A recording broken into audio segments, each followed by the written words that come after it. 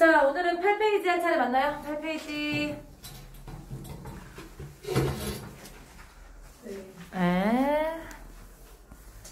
그 모의고사 해설 수업을 선생님이 해준 걸 다시 봤는데도 비문학이 잘 이해가 안 될 수도 있잖아요. 그런 경우에 선생님이 질문을 옆에 앉아서 설명해 줄 테니까 어렵게 생각하지 말고 질문을 가져오세요, 여러분. 저녁 시간도 괜찮아요.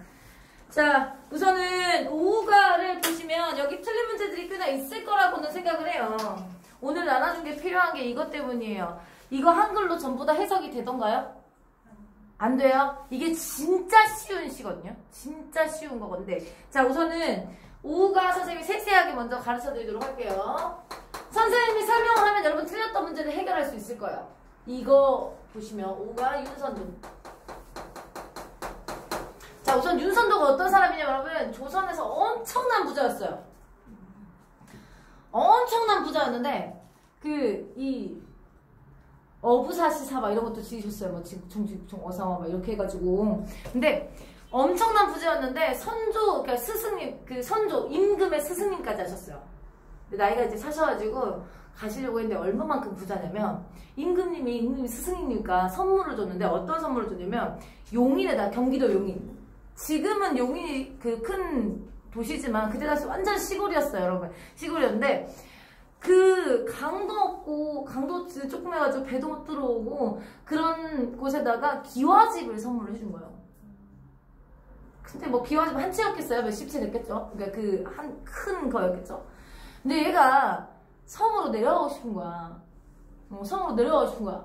어떻게 임금이 선물해준 걸 버리고 갈 수는 없잖아. 그래서 그걸 전부 다 뜯어내서요, 여러분. 강원도로 전부 다 수로로 옮겨가지고 강원도에서 배에다가 전부 다 올려가지고 섬까지 그 배 몇 척을 가지고 가서 그 섬에서 똑같이 만들었대요. 그만큼 부자예요.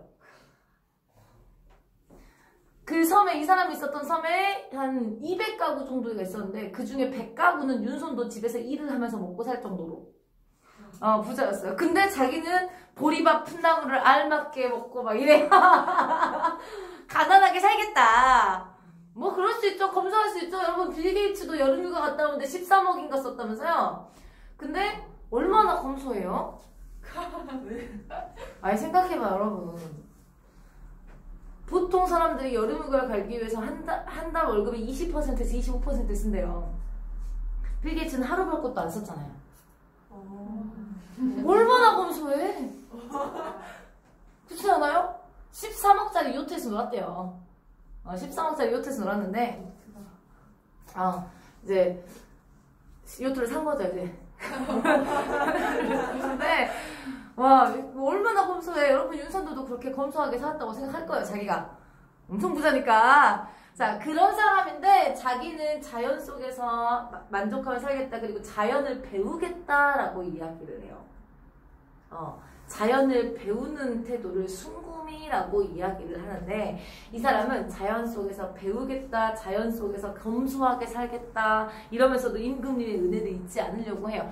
근데 이 윤선도의 오후가 같은 경우에는 여러분 딱 이름만 봐도 알아. 5 친구의 노래잖아. 그치? 자연의 소재 5개를 자기 친구인 양 이야기했어. 결국엔 당연히 자연 친화적이고 자연에서 교훈을 얻겠다, 배우겠다 이런 뜻이잖아요. 그쵸? 우선 갈래를 먼저 보면요. 읽을 때 네벗이 몇이나 하니 수석과 송죽이라 몇 음보를 나타내주고 있냐? 선생님이랑 문학을 안 했으니까 여러분 이걸 배웠는지 안 배웠는지 모르겠어요. 사음부에 각 3줄씩 돼 있죠?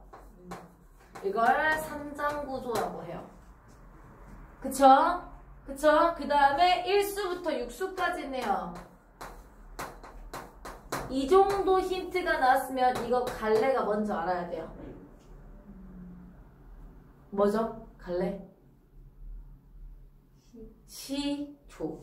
그 중에 1수부터 6수까지가 있으니까 육시조 아니고 이어질 연자를 써요. 이을 연자, 연속극 할 때 그 연속극이 그런 뜻이에요. 이을 연자, 앞과 뒤에가 이어진다.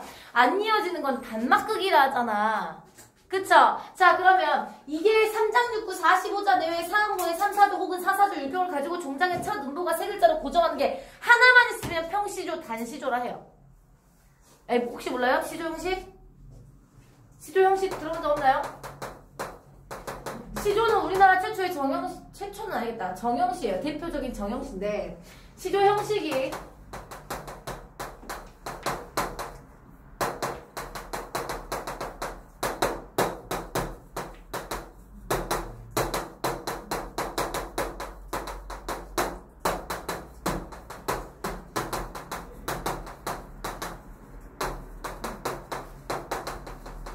이거예요. 이게 하나만 있어. 그럼 이거를 아까 선생님이 안 이어지면 단막극이란다 했지. 그래서 얘도 마찬가지예요. 단시조라예요. 근데 이게 2개 이상이야. 이어져. 그러면 이걸 연시조라 하는데 얘는 이게 1수부터 6수까지 있는 거 아닙니까? 그쵸? 그러면 연시조가 된다라고 생각하셔야 돼요. 여러분 고전 시가를 배울 때는 이게 갈래가 시조인지 한시인지 고려, 가요인지 가사인지 같은 것들은 기본적으로 알고 계셔야 되는 거예요. 이게 기본이야. 이게 기본이고 자 여러분 연시조의 특징은요. 각 수가 완벽하게 쭉 연결되거나 하나가 빠지면 아예 내용이 안 되거나 그러지 않아요. 주제는 하나로 있대 조금씩 독립적으로 완벽한 내용으로 돼 있어요. 각 수가. 그리고 5 가면 5수만 있어야 될 것 같잖아. 근데 왜 6수냐면 앞부분에 보통 이 친구들을 소개하는 혹은 자신의 상황이 어떤지 같은 것들을 이야기하는 부분이 존재를 하는데 여기에는 친구들을 소개해주는 내용이 나타납니다. 이게 진짜 기본적인 거. 기본 중에 기본이에요. 기본 중에 기본. 자 그러면 5가 5 친구들 보셔야 되겠죠?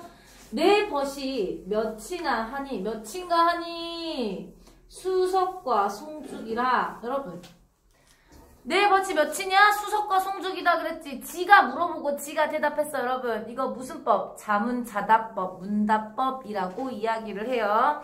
자 그러면 수, 석, 송, 죽, 4개밖에 없는데 그 중에 동사에 뭐가 떠오르대? 달이 떠오르니 그 더욱 반갑구나. 얘네들은 어떻게 생각하고 있어요? 반가운 존재로 생각해요. 맞아? 맞아? 그리고 얘네들을 뭐라고 했어요? 친구라고 했죠. 벗. 여러분 자연을 벗으로 대하는 것 자체가 이 자연들을 의인화했다는 소리예요. 여기까지는 무슨 말인지 알아먹었어. 자, 두어라 세 글자로 고정해야 되고요. 이 5밖에 또 더하여 무엇하리 서리법 사용됐어요. 더할 필요가 있다 없다? 없다. 난 이거 5만 있으면 만족한다. 자연 속에서 이 자연들과 벗삼아 사는 것에 만족감을 드러내주고 있는 거예요. 됐습니까 여러분? 서리법을 통해서 만족감을 드러내주고 있죠. 지금부터는 수, 석, 송, 죽, 달 월이겠죠. 월. 그죠? 이것들의 왜 좋아하는지 성품이 나와요. 왜냐면 선생님 아까 이거 숨고미가 있다 했죠. 배워 자연한테. 구름이 좋다 하나 검기를 자주 한다. 바람소리 맑다고는 하나 그칠 적이 많다. 자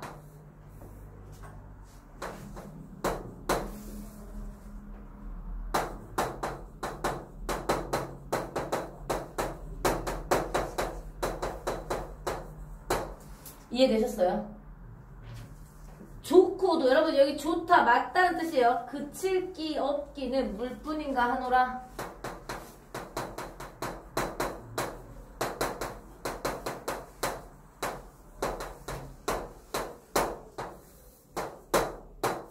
이거 알겠죠? 대비해주고 있죠.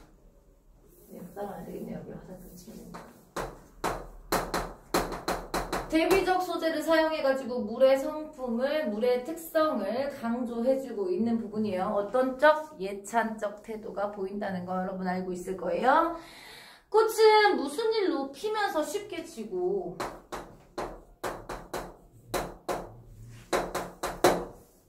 풀은 어찌하여 푸르는 듯 누래지냐? 됐습니까 여러분? 얘네도 편해요. 아마도 번치 않을 솜 바위뿐인가 하노라.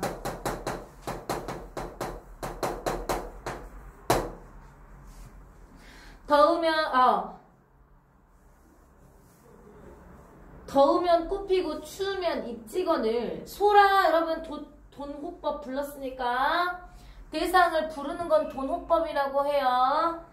너는 너라 했으니까 의인법이죠. 어찌 눈서리를 모르냐. 자, 송은 눈서리를 모름. 눈서리는 외부의 시련, 고난을 이야기를 하니까, 그러면 송은 결국에는 여러분 지조와 절개 선비적 풍모가 있다는 뜻이겠어요. 구천을 뿌리 곧다라. 뿌리가 곧다는 건 흔들리지 않는다. 시련과 고난에 눕지 않는다. 이런 표현이에요. 그로하여 아노라. 나무도 아닌 것이 풀도 아닌 것이 곧기는 뉘가 시켰으며 속은 비어있다.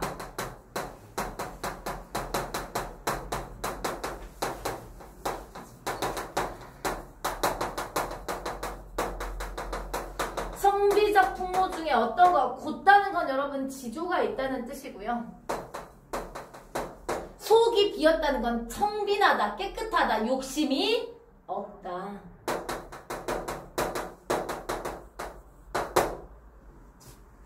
저렇게 사시에, 심지어 사시에 푸르러 여러분 변화서 없죠? 변화서 없죠 여러분.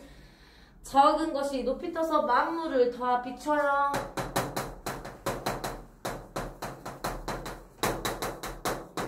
광명이 있다는 뜻이겠죠. 백성들이라든가 아니면 무지한 사람들에게 빛을 비춰주는 거죠. 밤중에 광명이 너만하니 또 있느냐 서리법. 밤중에 네가 제일 밝다. 보고도 말 아니하니까 내 것인가 하노라. 여러분 과묵한 성격까지. 무슨 말이야? 이것도 선비에게 요구되는 풍모잖아. 그치? 무지한 사람들에게 지식을 나눠주거나 깨우치게 하고, 그러면서도 과묵해서 들은 거라든가 본 바를 다른 사람에게 전달하지 않는 성품을 이야기를 해요. 자, 그러면 22번 문제 같은 경우에 여러분 어떻게 문제를 푸냐면, 가를 우리가 해석을 했잖아. 가에 해당하지 않는 거 다 X를 치면 돼요. 여기 그냥 공통점 찾는 문제니까. 무슨 말인지 알아먹었죠? 자, 그러면 색채어를 사용해서 대상. 여러분 색채어 어디 있어요? 가에.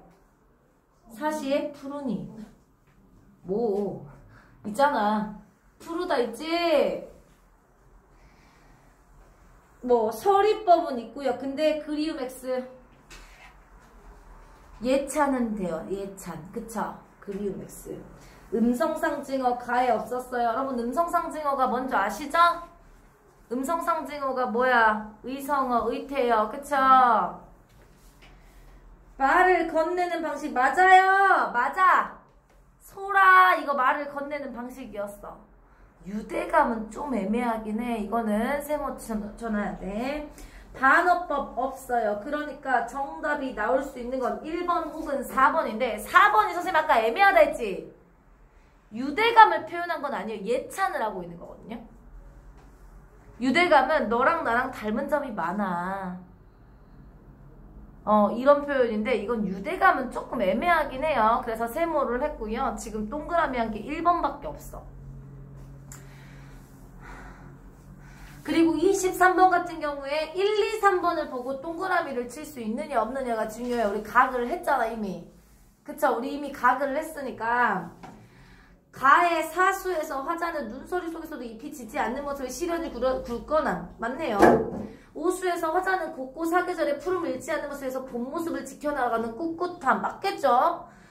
자, 가의 육수 다리 높이 떠있는 것이 보고도 말하지 않는 과묵함이라는 속성 맞는데 이게 방해가 되냐 여러분? 아니죠. 둘 다 긍정적으로 생각하는 속성이 되겠죠? 그래서 정답은 3번이 됩니다. 4번 보기는 가의 시상전개 과정을 나타낸 것, 이를 바탕으로 가를 이해한 내용으로 적절하지 않은 것. 일수에서 중심 소재를 무생물, 생물, 천상의 자연물로 묶어서 제시했다. 어디 있어? 무생물, 수석, 생물, 송죽, 천상의 존재, 달 이렇게 묶어서 제시했다. 이해했어요? 그래서 수석과 송죽이라 됐어요? B에서는 대조 이거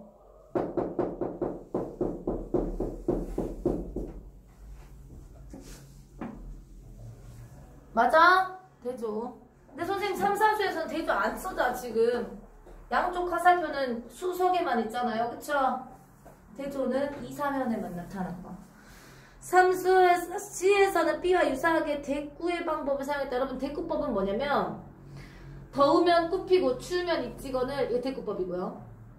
나무도 아닌 것이 풀도 아닌 것은 대꾸법이죠. 그쵸? 그 다음에 이수도 구름빛이 좋다 하나 검기를 자라고 바람소리 막다 하나 그치척이 한오매라 대꾸법이고요. 꽃은 무슨 일 피면서 쉬지고 풀은 어이하면서 푸른 듯 누르나니 비슷한 구절 반복하고 있으니까 대꾸법이에요. 대꾸법이 뭔지 여러분 너무 헷갈린다 하시면 선생님이 저번에도 말했지만 단어나 똑같은 문장을 반복을 하면 반복법이라고요. 비슷한 구절을 반복을 하면 대꾸법이라고 이야기를 해요. 선생님 그러면 통사 아이의 문장 구조가 유사하면 어떡하죠? 구가 아니고 구랑 문장은 차이점이 있어요. 구는 여러분 문장 속에 있는 한 부분을 이야기를 하는 거고 문장은 전체 다 주어와 서술어가 전부 다 갖춰져 있는 것을 이야기를 하는데 문장이 똑같으면 뭐라고 해요? 통사 구조의 반복이라고 하는 거예요. 근데 얘는 문장이 똑같은 게 아니고 비슷한 구절이 반복되는 거죠. 그래서 대꾸법 3번까지 동그라미. B와 C에서 중심 소유들을 하였던 시선이 D에서는 내면 안 나와. D 달이잖아. 달에서 내면색이 얘기해요? 아니죠. 광명도 눈으로 보는 거고 말씀 안 한다는 것도 여러분 말을 안 한다는 것도 얘 내면색에는 아니다. 그래서 정답은 4번이 된다 생각하시면 되겠습니다. 됐습니까? 됐어요. 자, 박완서의 꽃 출석부.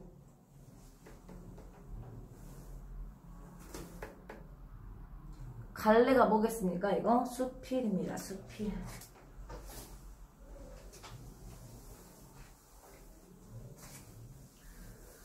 수필에 대해서 배우셨을 것 같아요. 수필의 나는 누구예요? 글쓴이에요. 수필의 목적은 교훈과 깨달음을 전달하기 위해서고요. 수필은 체험을 통해서 깨달음을 얻는 과정이 나타나요. 보통이 그래요. 아닌 경우도 있어. 왜냐하면 수필의 특성은 여러 가지가 있을 수 있는데 여러분 우선은 사실성, 체험적, 교훈성, 비전문성, 비규칙성 아닌데 그 뭐라고 하지? 비형식성, 비형식성 가지고 있고요. 그 다음에 그 신변잡기적이라는 성격까지 가지고 있는데 이게 나중에 선생님이 수필을 제대로 가르칠 때 한번 가르쳐 드릴게요.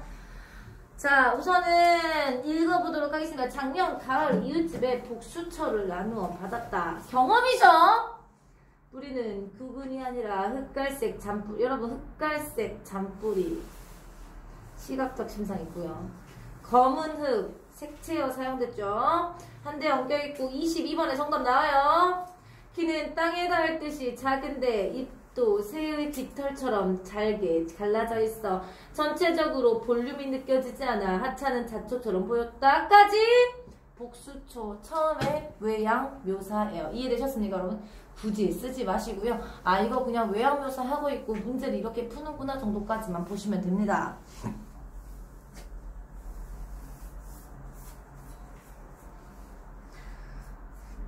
예, 그 전에 나는 복수초라는 화초를 사진을 본 적이 있지만 실물을 본 적이 없기 때문에 그게 과연 눈 속에서 핀다는 그 복수초인지 잘 믿기지 않았고 생각해서 나누어진 분 앞이라 당장 양지 바른 곳에 심긴 했지만 곧 가을이 깊어지니 워낙 시원치 않아 보이던 이파리들은 자취도 없어지고 나 역시 그게 있던 자리조차 기억하지 못했습니다. 자 여기까지 나의 경험이죠. 경험 또 나올 겁니다. 이렇게 하니까 우리 예측이 되죠? 진짜 눈 속에 필 것 같은 느낌 들지 않아요? 이렇게 실망하고 내 기억 속에서 지웠다가 아마 3월이 되자마자였을 것이다. 샛노란 시각적 그 색채어 또 나와. 꽃이 두 송이 땅에 닿게 피어있었다. 하도 키가 작아서 하마터면 밟을 뻔했다. 그러나 빛깔은 진한 황금색이어서 아직 아무것도 싹트지 않은 황량한 마당의 몹시 생뚱스러워 보였다. 그리고 곧 눈이 왔다. 아무리 눈 속에서 피는 꽃이라도 알려져 있어도 그 작은 키로 견디기엔 너무나 많은 눈이었다. 나는 눈으로는 눈의 무게를 이기지 못해 꺾인 듯이 축 처진 소나무 가지를 바라보면서 마음으로는 그 샛노란 꽃의 속절없음을 생각하고 있었다. 마음이 쓰였다는 뜻이에요. 꽃을 봤으니까.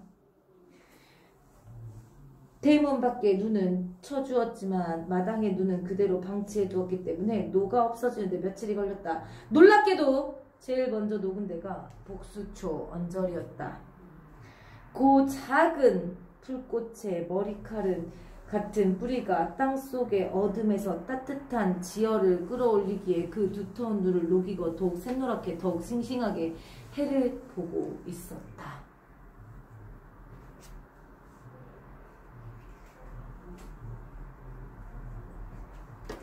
자, 25번의 정답 나오네요. 우선은 꽃은 부정적인 대상이니까 여러분 동질감, 안도감, 비애감, 자애감 틀렸고 거리감을 느끼고 있어요. 맞아요?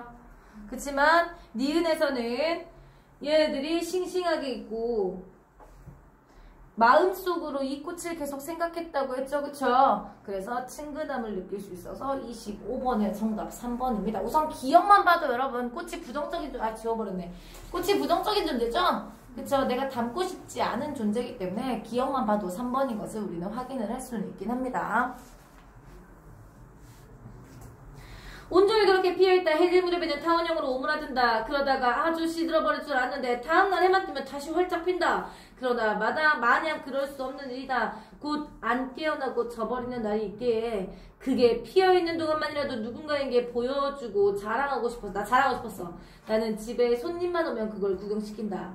그러나 내가 기대하는 것만치 신기해주는 이가 별로 없다. 어떤 친구는 마당에 피는 꽃이 100가지도 넘는다 해서 부러워했는데 이런 것까지 쳐서 100가지냐고 기가 막힌 듯이 물어봤죠. 듣고 보니 내가 그런 자랑을 한 적이 있는 것 같았다. 그러나 거짓말을 한 건 아니었다.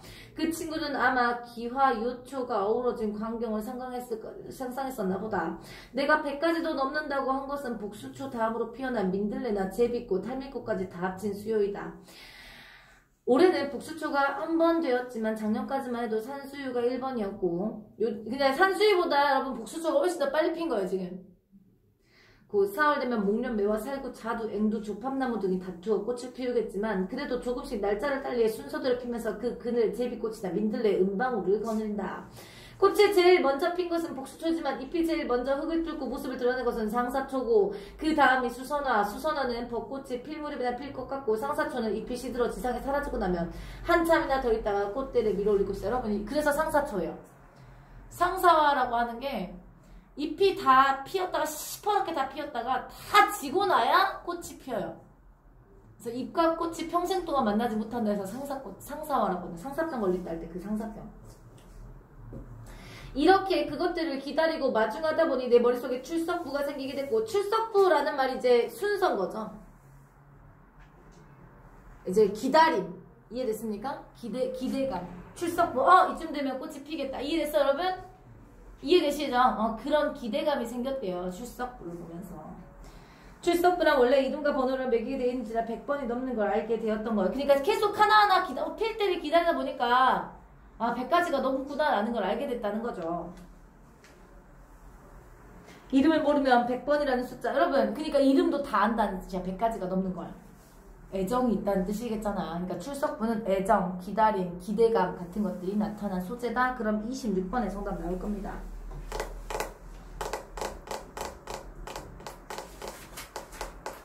됐어요? 26번의 정답 몇 번이겠습니까? 4번이겠습니다.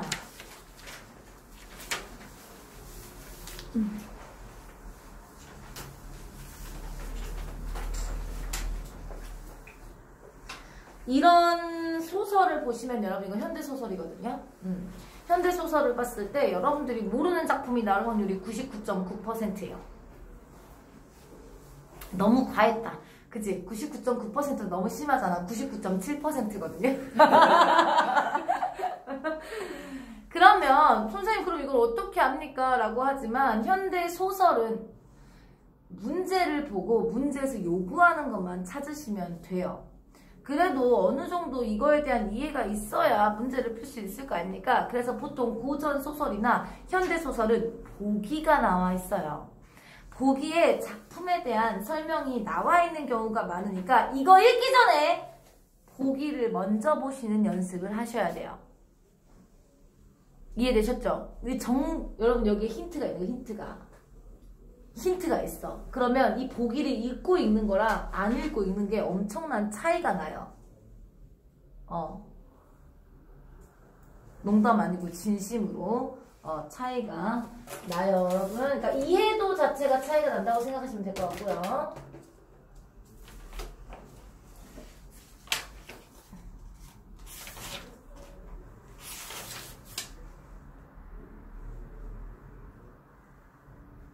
누구한테 많이 안 읽혔더라? 내가 세나한테는 글을 잘 안 읽혔던 것 같아. 보기만 좀 읽어줄래? 이 작품은 도라코 아저씨의 인식 변화를 중심으로 이야기가 전개되고 있다. 도라코 아저씨는 인간과 자연을 분리된 것으로 보고 자연보다 우월한 위치에서 자연을 도구로서의 가치만 지닌 사자로 대했었다. 여러분, 지금 중심 인물의 마음가짐을 지금 알려줬잖아요. 구성이 어떻게 된 건가지. 엄청 친절한 거예요, 계속. 그런데 사냥 중 이러한 인식의 변화가 시작된다. 그는 하나의 생명을 빼앗기 위해 또 다른 생명을 수단으로 사는 행동이 잘못이었다는 것을 깨닫게 된 것이다. 그리고 인간과 마찬가지로 자연 역시 동등한 가치를 지닌 존재라는 생태주의적 인식을 하게 된다. 이게 주제예요. 자연과 인간은 동등한 가치를 가진 존재다. 그렇죠, 여러분? 이게 주제야, 이 글에. 그러니까 이 글은 구성이랑 중심 인물의 어떤 생각이라든가 주제까지 알려주는 되게 친절한 그 복이었던 거예요. 그리고 선생님 문제에서 요구하는 것들만 찾자고 얘기를 드렸죠. 1번이 서술상 특징이고, 여러분 선생님이 추천을 하고 싶은 동영상이 고등학교 2학년 현대 소설을 처음 들어간 부분이 선생님 아프리카TV 홈에 들어가면 있어요. 선생님 거에 들어가면 현대소설이라고. 거기 앞에 현대소설의 문제는 이런 거 나온다라고 얘기했는데 현대소설 문제는 100% 선생님이 여기다가 조금 써줬거든요. 여기서 다 나와. 그걸 설명하려면 또 한 10분 써야 되니까 그럴 수는 없고, 지금 그럴 수는 없고, 시간이 있으신 분은 한번 찾아보시면 현대소설을 푸는데 도움이 될 거예요.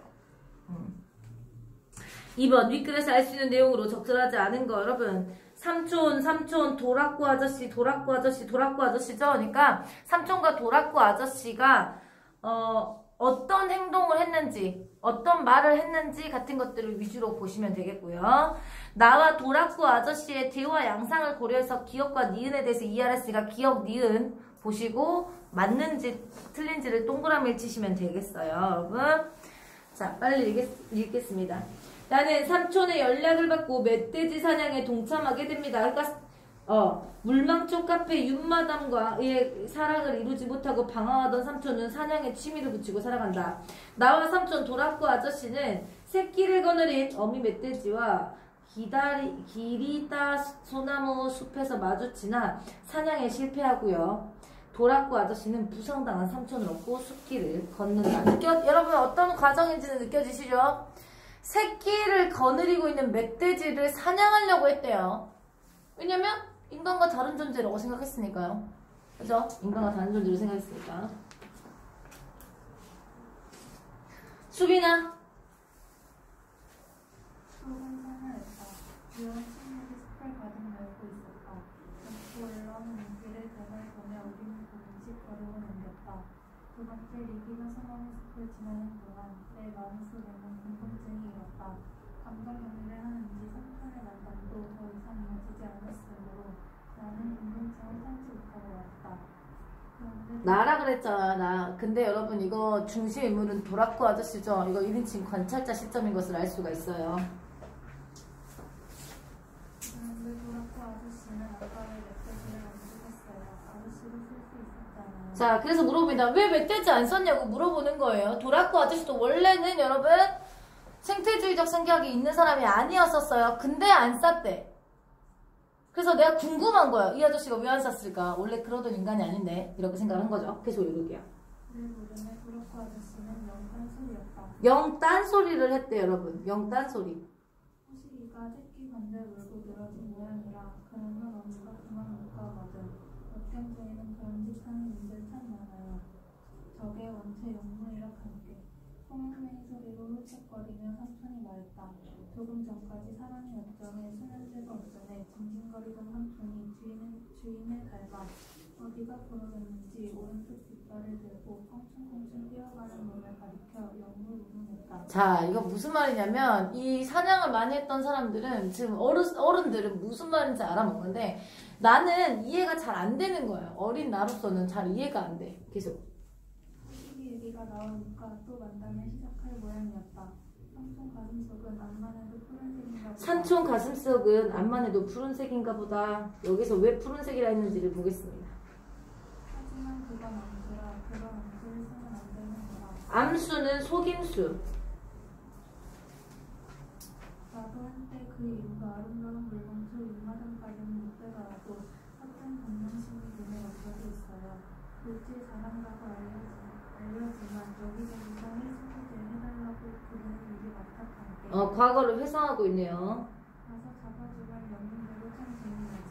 근데 한 번은 애니상 대강하든지 새끼를 놀고 다니면서도 소나기 사이로 모래에 빠지고 무릎분들 사이로 잘도 패다니는 모래 만난 적이 있어요. 300분도 넘을까? 한 근에 60g이니까 600g이니까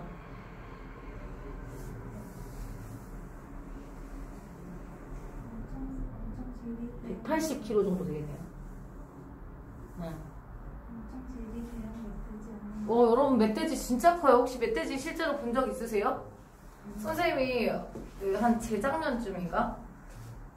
개통이 된 지 시골에 선생님 집이 시골이니까 시골집에서 광주를 가고 있는데 밤 한 9시 반, 10시쯤 됐나봐. 개통을 한 지가 얼마 안 된 고속도로였어요. 그러니까 도로인데 내비게이션도 안 지키고 사람들이 개통을 한지도 몰라가지고 잘 안 다니는 도로인데 달리고 있을 거 아닙니까? 근데 어두운 길이고 초행길이니까 막 빨리 달리진 않았어. 한 90km 정도 달리고 있었는데 앞에 멧돼지 2마리가 있는 거예요.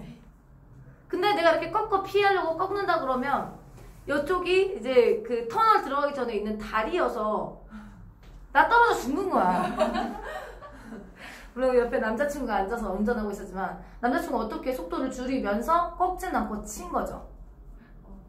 다행히도 한 50km 정도밖에 안 나가는 한 이만한 멧돼지 2마리였는데 남자친구가 내가 내려가서 이제 이거 놔두면 뒤에 오는 차들이 사고를 날 수가 있잖아요. 시체가 있으면.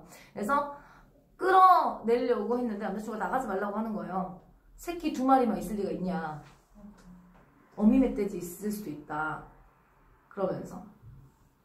근데 이제 한 20분 기다렸는데도 어미 멧돼지가 안 나오길래 이제 끌어당겼는데 그때 악마를 보았잖아요.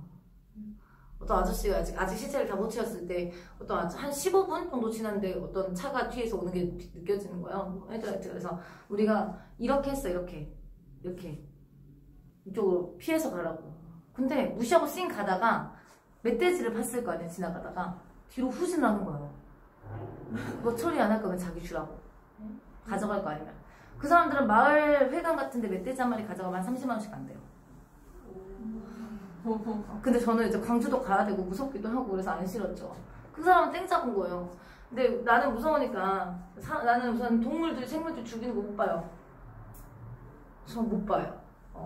길가에 고양이 시체만 있어도 선생님 직업팔급을 하는 사람이고 새 한 마리가 죽어 있어도 마음이 아파하는 사람인데 나 지렁이도 못 죽여요. 내가 죽이는 건 딱 3개.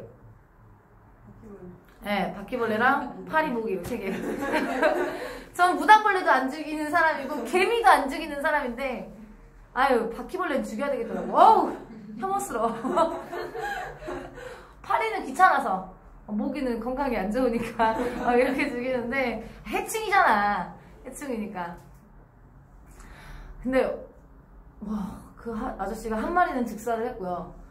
한 마리는 살아서 어떻게 살겠다고 척추 쪽이 나갔나봐. 기어가지고 그 아저씨 우리한테는 그러니까 우리는 그런 살기가 없잖아. 자기를 죽이겠다고. 우리한테는 가까이 오지 말라고 막 으르렁 댔는데 그 아저씨한테는 보자마자 그 아저씨한테 그런 살기를 느꼈나 보지. 보자마자 엉금엉금 기어서 우리 차 쪽으로 온 거예요.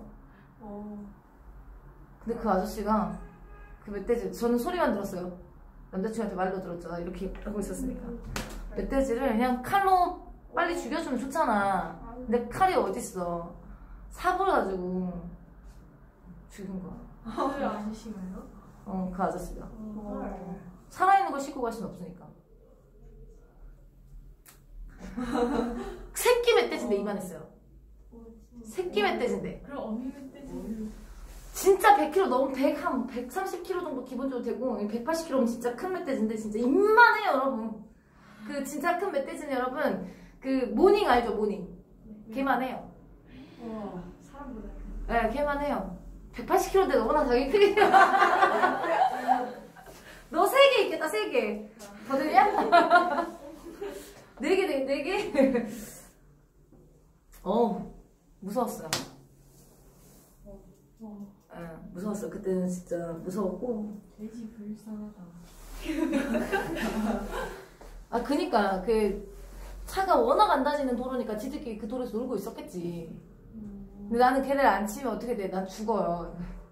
진짜 거짓말 안 하고 친자리가 여긴데, 제일 있는 데쯤 있잖아요. 거기 다리가 있어요. 어떡해? 이렇게 꺾으면 어떻게 돼? 나가는 거야, 진짜.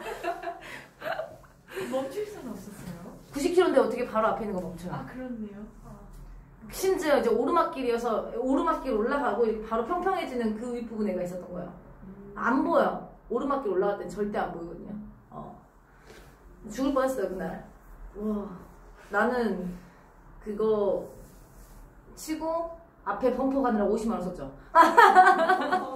범퍼 다 깨졌어요. 범퍼 다 깨졌어 여러분. 무서웠어. 잘 생각해보니까 멧돼지 얘기 나오니까 지금 얼마나 큰지 알려줘. 진짜 새끼도 이만했어요. 새끼 한 마리가 엄청 클걸요. 우리가 무서워서 어미 있을까봐 내리지 못했어. 미안해요. 말 너무 많이 했네. 이게 내가 읽어드릴게 무슨 뜻인지를 좀 알려드릴게요.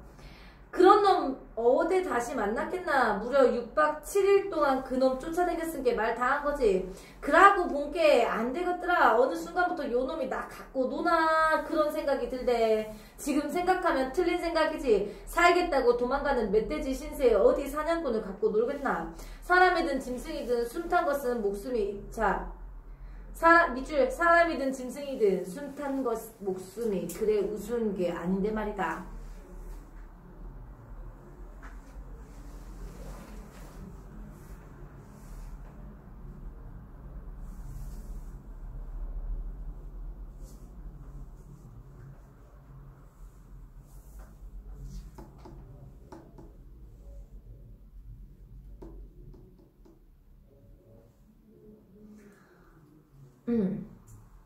그런데 그런 생각이 한 번도 이렇게 눈에 보이는 게 없는 기라. 어쨌든 그니까 옛날에 그랬다 이 말이야. 지금은 아는데, 지금은 깨달았는데 옛날에는 얘가 내 갖고 노나 이 생각이 드니까 물부를 참을 수가 없어. 물부를 가릴 수가 없이 분노가 일었다 이런 표현을 하고 예전에요.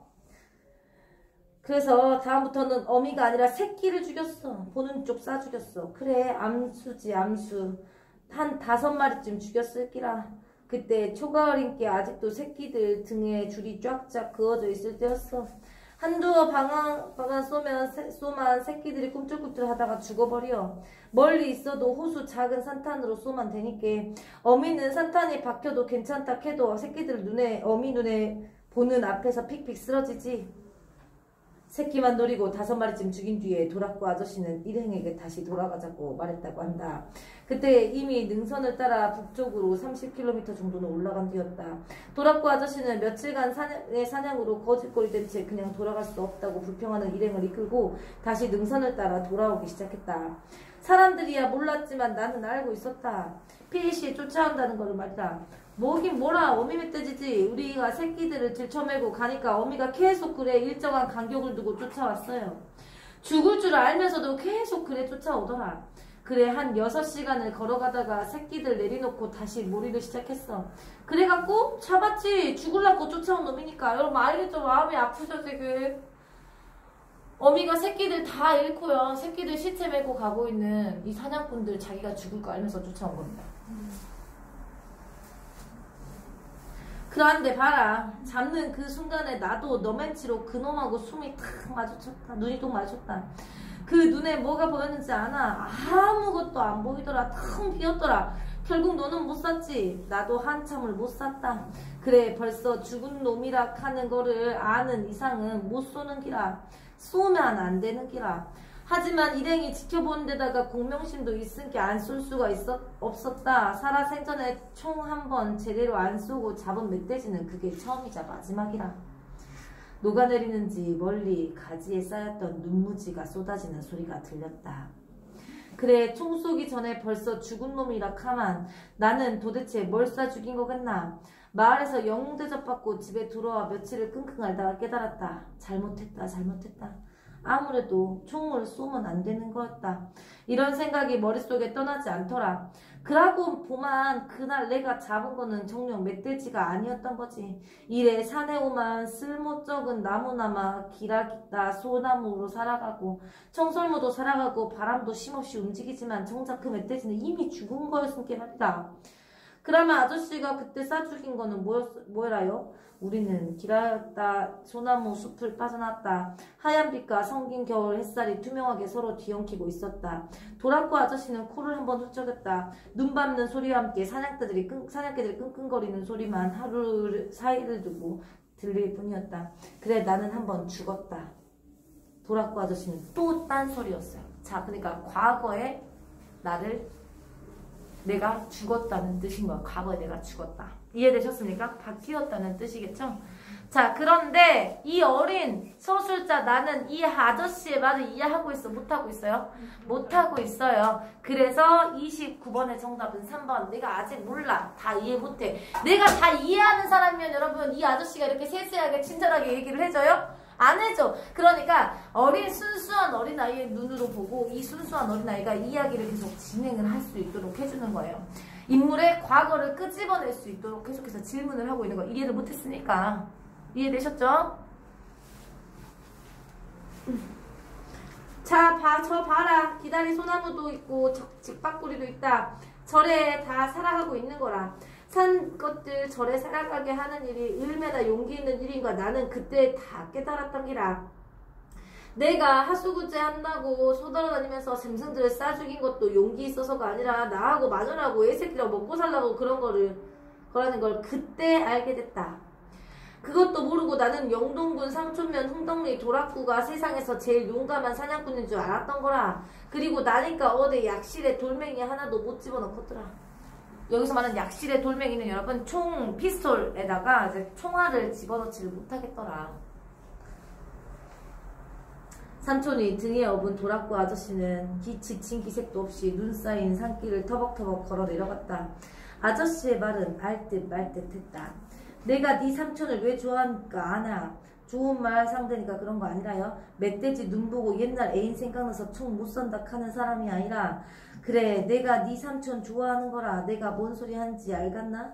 지금 뭔 소리 합니까? 이것도 만담입니까? 하면서 내가 진심을 못 알아먹어. 순수해서. 그러니까 이 삼촌이 총을 못 쏜 이유가 옛날 애인의 눈이 생각이 났기 때문에 못 쏜 건데 그 마음을 도락구 아저씨 이미 느꼈잖아요. 그래서 좋아하는 그런 마음을 가지고 있는 사람이라 좋다는 뜻이에요. 자, 그러면 27번 도락구 아저씨가 하는 말들을 통해서 이야기가 진행되고 있는데 도락구 아저씨가 하는 말은 여러분 거의 대부분 과거 회상이죠. 정답은 2번이 됩니다.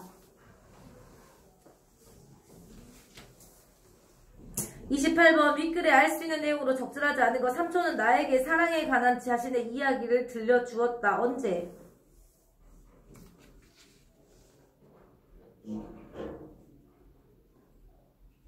처음에서 알 수 있어요.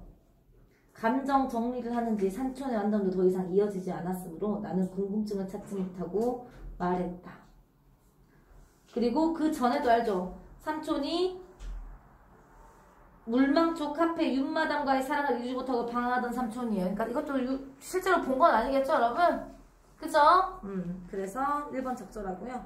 삼촌은 사냥에 동행한 엽견 호식이가 자신을 닮았다는 점에서 영물이라 불렀다. 여러분 영물이라 부른 이유가 뭐 때문이에요? 저게 원체 영물이라 한께 라고 이야기를 하는 거.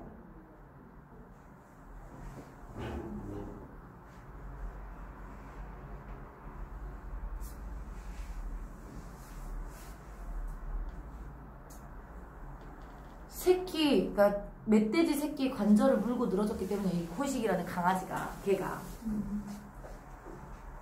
사냥하는 법을 아는 개새끼다 이런 표현이에요. 이해돼요? 저기에서 어떻게 해야 이 멧돼지를 잡을 수 있는지를 이 호식이라는 개새끼가 알고 있는 거예요. 그래서 영물이라 얘기를 한 거예요. 동질감을 느껴서가 아니죠. 정답은 2번입니다. 이거 좀 어려웠겠다 니들. 호식이가 사람 이름인 줄 알았죠? 네. 근데 여기서 컹컹거렸다고 뒤에 나오는데요? 읽은가 뭔가. 사냥개 소리 났다고 하잖아요. 중간중간에. 야, 그리고 사람이 어떻게 멧돼지 새끼 다리를 물고 늘어지냐! 가서 물래! 물어! 자, 30번만 해결하면 되겠네요. 30번의 정답은 5번이고요. 자, 1, 2, 3, 4는 중요하니까 한번 읽어보시고 5번이 왜 틀렸냐. 도라코 아저씨가 새끼의 생명을 빼앗아 어미 돼지를 잡는 방법을 암수라고 한 삼촌의 말에 동의한 것은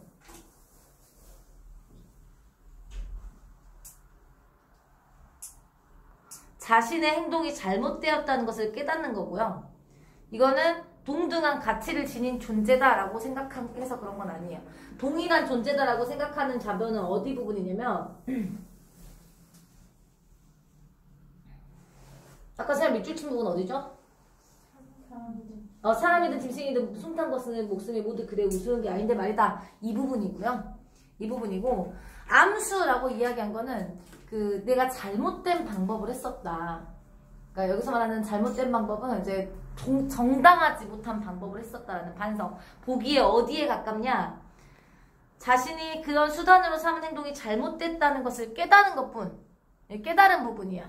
이해되셨어? 그걸 깨달은 후에 다 모든 동등한 생명을 가지고 있는 존재다라고 생각을 한 거죠. 와, 좀 이거 어려웠었다? 너네 많이 틀렸겠다. 많이 틀렸죠, 이거? 네. 많이 틀렸을 것 같아. 와, 안 되겠다, 이거. 생각보다 시간 너무 많이 썼는데? 31번부터 34번은 너무 쉬운 지문이었으니까 여러분 이것까지만 좀 할게요. 틀린 문제만 설명할게요. 이거 지문이 너무 쉬워서. 31번? 2번? 나머지는요? 기억 보면 이러한 미래주의 회화는 이후 모빌과 같은 나무 금속으로 만들어 입체적 모형의 운동, 조형물의 모형을 운동을 보여주는 키네트가트가 동작하는데 영감을 제공한 것인데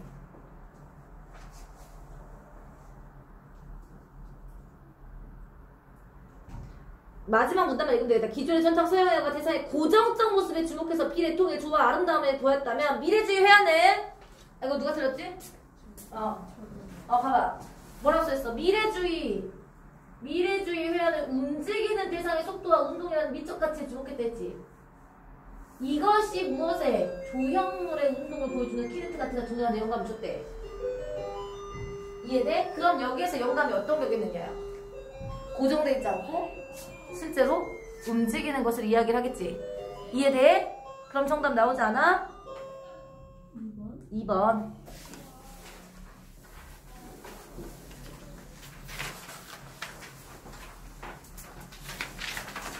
그래, 우리는 안 급하니까 괜찮아? 다른 반은 이제 음변동 복습을 들어간다고 하더라고요. 음변동 복습을 들어간다고 하는데 저도 한번 해드릴게요. 괜찮아. 아직 시간 많아요. 우리 2월달 동안 계속 그 책 써야 되는데 이제 문법 말고 남은 게 없잖아요. 시간 많아요. 그냥 선생님 계속 모의고사 할 거고 오늘 다 못하면 다음 주에 또 이어서 할 거예요. 왜냐면 여러분들은 문학도 약한데 비문학도 약하잖아요. 안 하고 넘어갈 수가 없잖아. 그치? 쉬었다가 하죠.